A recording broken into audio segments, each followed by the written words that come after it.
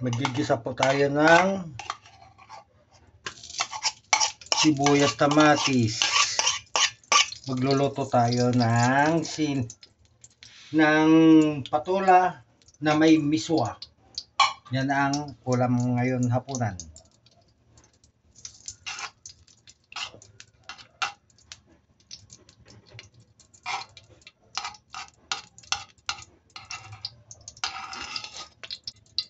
Mainit na yung mantika.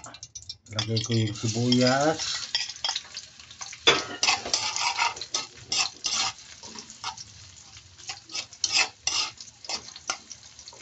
Naluto po ang sibuyas, lagay natin ang kamatis.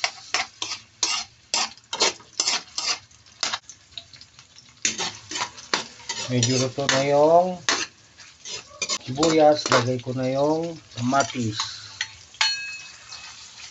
Pasensya na po kasi yan kamatis sibuyas kanina ko pa hiniwa. Pati yung patola.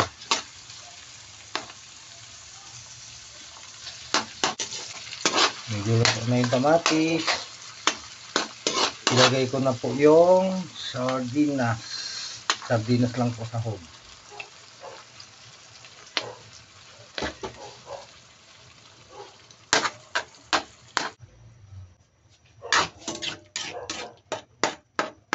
Dinagyan ko po ng konting sabaw.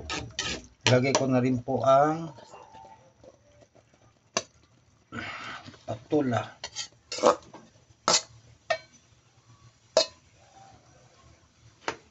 Tapos dagdagan ko ng konting sabaw.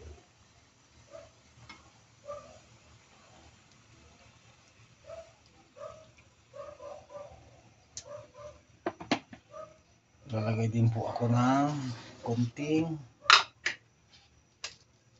asin.